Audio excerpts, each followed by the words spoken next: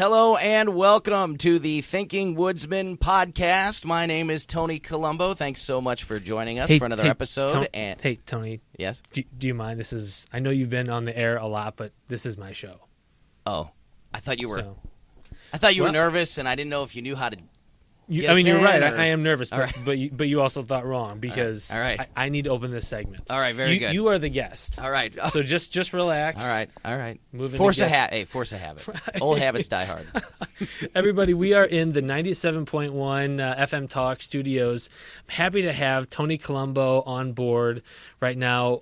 Tony has been an on-air talent around the St. Louis area for a long time. Yeah, since the late 90s. I think 1998 is when I started at 105.7 The Point, which is our sister station, one of our sister stations here at 97.1. Yeah. And have bounced around to a couple different places since then and have been with the Dave Glover Show on FM News Talk 97.1 for a long time. Is that a big deal at the station? Dave? Yeah. Danny Glover? Just go ask Dave, and he'll tell you it's a very big deal. You say 1998, and I graduated high school in 97. Yeah. And it doesn't sound that long ago, but that's someone that was born in 98 is 17 years old right now. Well, the crazy thing is I graduated high school in 1996.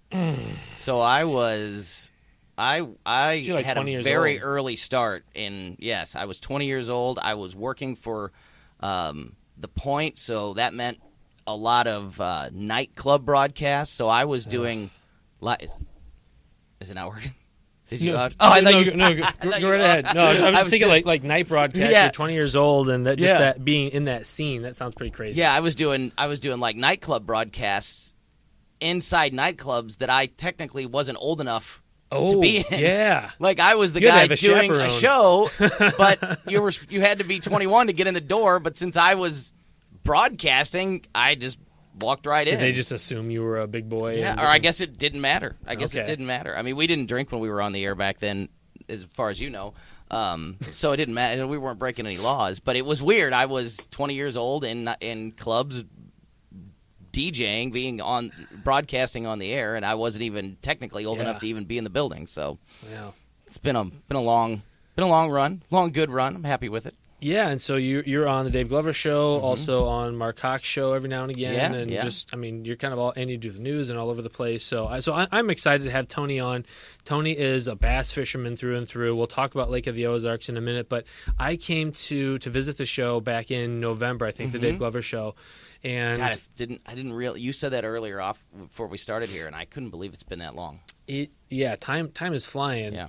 But back then when I came, there was less of you. You mean like physically? Yeah, there was physically. No, there was more. I'm sorry, there was more of you. There was then. more of me. There's less of me you now. Yeah, no, I really appreciate that. Yeah, I have been doing this diet through, and I know that you talk a lot about on this podcast. We do outdoors, but you also talk about the fitness element of and just the health, staying healthy, and made a commitment to that just about a month ago now. And found a new doctor who has become a client of mine. So you can hear me do the ads on the air. It's called MD Health and Wellness, and it's a doctor supervised basically weight loss program, and I've had tremendous success with it. So yeah, I'm really happy with it. And it sounds like it's a livable. It is. It is a livable program. It sounds a little intimidating when you first sit down, but then when you realize that you're eating. You're eating 5 times a day. You're not hungry. There's, you're doing things to avoid being hungry all the time, and you're really not. You're really not hungry very often. And then when you start to see how effective this diet is, and the weight starts to fall off, then you get more motivated. Yeah, because you see results almost like I lost 9 pounds in the first week. So. You see that happening right off the bat, and you just, it excites you, and it just makes it easier and motivates you even more to stay on it and get the job done. And you're leaving a legacy for your family. Like, you're changing the legacy for your kids because they see you doing these healthy habits, and it just kind of has an iterative impact on your family. Absolutely. Yeah, absolutely. Keep at it. And my wallet, because I'm not eating fast food every night. That adds up. Doing the Dave Glover Show and not getting off work until late in the evening every night, I miss dinner with the family. Yeah. They've already eaten. There may be leftovers, and there may not. You can never know for sure. So it was like fast food. It was stopping to get fast food every night because that was the convenient thing to do, and that adds up quick. Well, right now during deer season, it's hard for me because I'm on the road a lot, and it's weird hours, early mornings, late nights, and you're just spent, you're tired, and it's so easy to drive through fast food, and that's a killer. Yeah, so, exactly. Yeah. Exactly, and that was my move. Well, we could talk for a long time about fitness and, Sure. and food. Sure. We originally intended to set out talking about bass fishing Lake of the Ozarks. Yeah. And specifically, I think you fish Lake of the Ozarks for a number of years now. It's a big lake. It's intimidating, especially from people out of state that don't know how to fish it. But the fishing is incredible if you know some things about it. So let's talk about kind of the safety aspects and just some of the unique factors about Lake of the Ozarks. Sure. So it is a massive lake, which can be intimidating, like you mentioned. I think what is the stat? It has the Lake of the Ozarks has more shoreline than the state of California. That's right. Yeah. So 1,100 miles of shoreline. That just goes to tell you. But it is a very there's a lot of fish in the lake, and I have fished it for years. We are lucky enough to have a bass boat down there at the lake, and but I have probably fished 10% of the lake in my whole because there's just so much. But the thing about the lake is, if you fish anywhere and you know what if you know what to look for, if you know that a particular cove has the right rock wall or the right shoreline where it looks like it would be conducive to fish, there's probably going to be fish there. Okay. So if you're an avid fisherman already, then it's going to look fishy. Yeah, you don't have to go, well, where are the hot spots? Everybody's always asking, where are the hot spots? Where are the hot spots? There's fish all over. There's fish all over. I've caught fish in just about every little cove I've ever pulled into. Okay. Now, I've learned over the years just from experience that I've had better luck in some spots than others, but I've caught fish everywhere. And every time and because it's so big and because there's so many different options, I always make sure to go into a cove or check out a spot that I've never fished before every time I'm out if I have so you're the time. Expanding your portfolio just to of see fishing it. spots. Just to see it. A great story that a friend of mine who has it better family be great, down there. You just said it was great. So All right. It better be a really good story. A good story. A friend of mine has parents that have retired and now live at the lake, and the dad is a big fisherman as well. And this year we had the MLS, the Major League Fishing, come to our MLF, whatever it is, Major League Fishing. They came down and they did a tournament at the Lake of the Ozarks, and my buddy's dad was at a bar down there with a bunch of the producers of the show, and the tournament was over, and they were talking about what a great episode, what a great tournament this was. The numbers were great, and all these fishermen, and it was one of their best shows as far as just numbers of fish and the weight of the fish and all of that. And and one of the producers got into a conversation with my buddy's dad, and he said, "So this lake must be mostly a pleasure lake.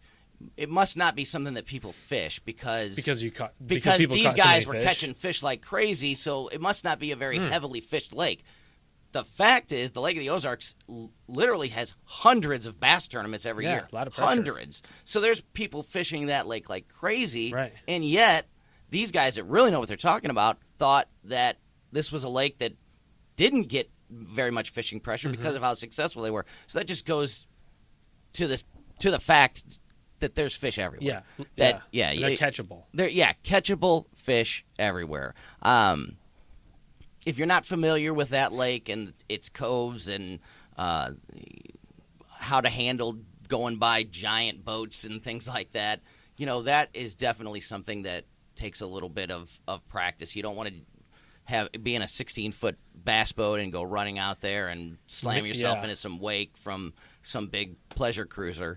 So you need to be careful with things like that. And there are so many, twists and turns. It's not a lake like a big circle or a big oval lake. A lot of arms on it. It's a snake, and you're never very far from any shoreline. It's not like there's a middle, like, oh, let's go out to the middle of the lake. That's not really a thing because it just weaves its way through like a snake. Do you find timing-wise that if you avoid the main channel midday, like if you get to your spot in the morning or try to fish the evening, you can avoid some of the major traffic on the main channel? Absolutely.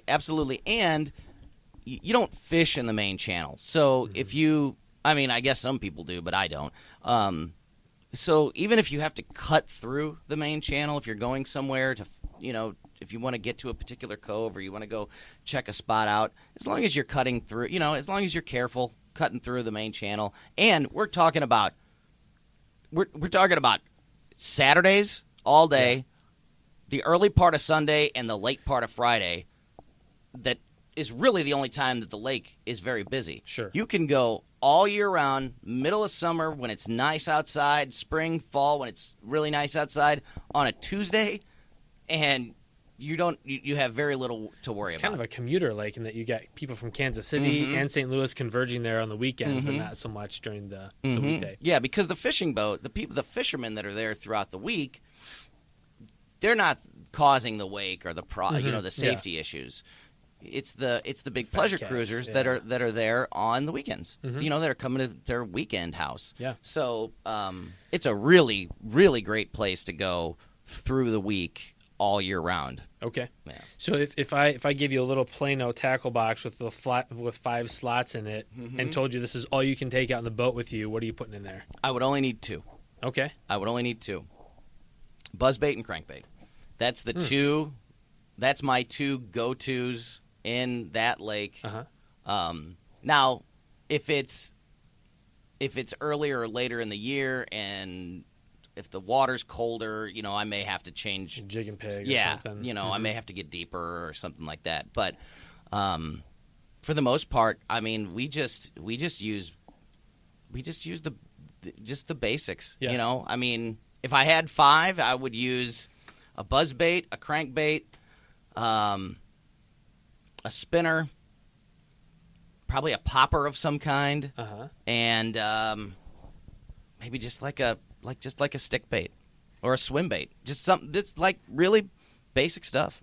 My buddies and my buddy Jerry and I went down there. His dad has a place. We fished all day and maybe caught 5 fish apiece. Nothing big. Came back, put the boat back in the dock. His wife and my wife came down to the dock to meet us. They'd been shopping all day. She picked up his rod, and it was rigged with a Texas rigged lizard. And she tosses it out on the dock and tap, tap, and she sets a hook, and the rod just starts going down. 5 minutes later, she pulls a 5-pound largemouth bass off the dock.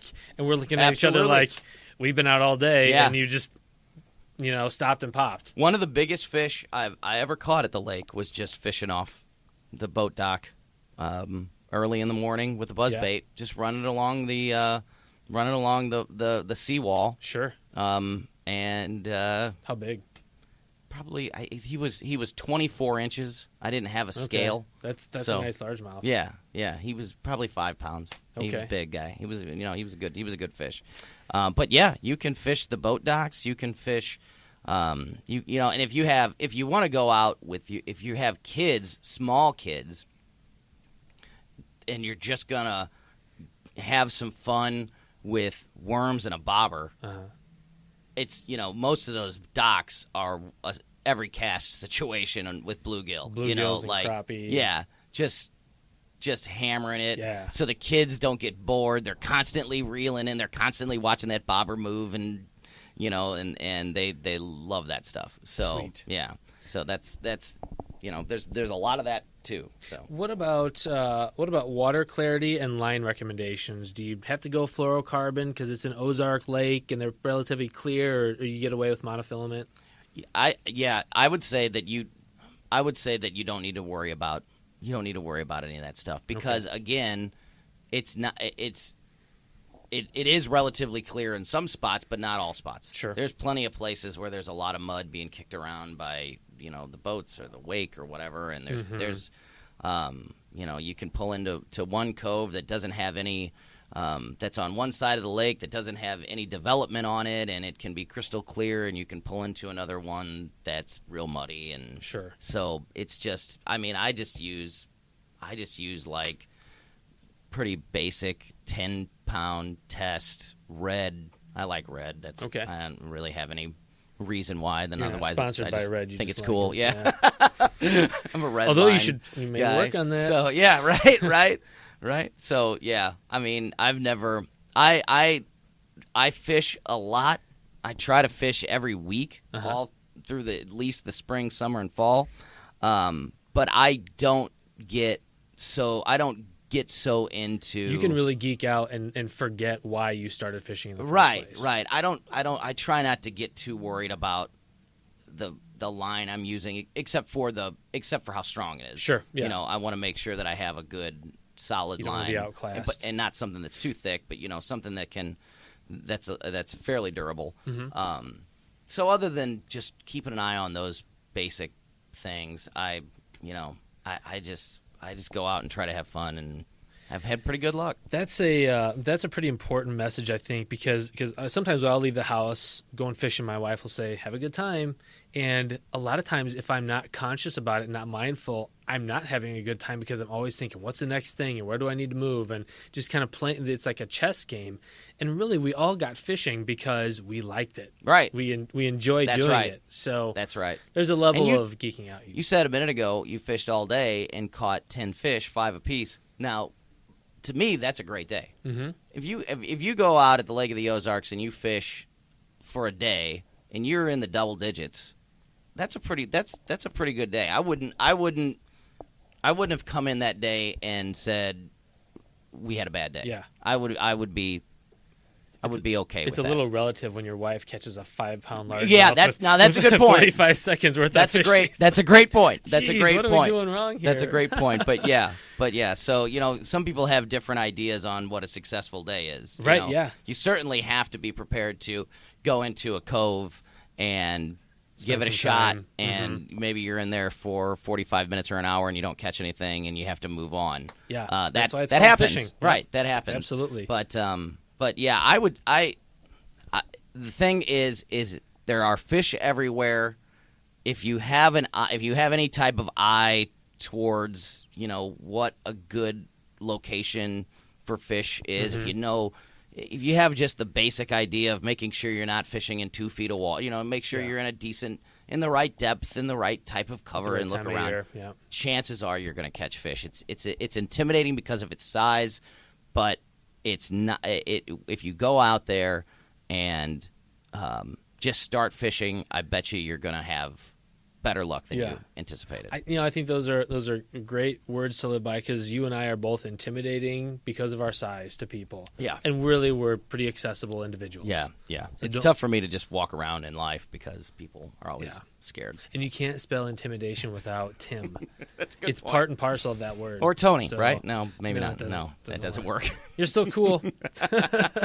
Tony, thanks for joining me. I am now because I was on this show. I really appreciate it. Absolutely, yeah. Anytime, you're always welcome. We got to get you out bow fishing sometime. Yeah, I'd love to give that a shot. Never tried it. So many fish to kill around here. Yeah. So, all right. Tony Colombo on the Thinking Woodsman Podcast. Listen to Tony on the Dave Glover Show, the Mark Cox Show, 97.1 FM Talk here in St. Louis. Tony, thanks. Thank you. Great time.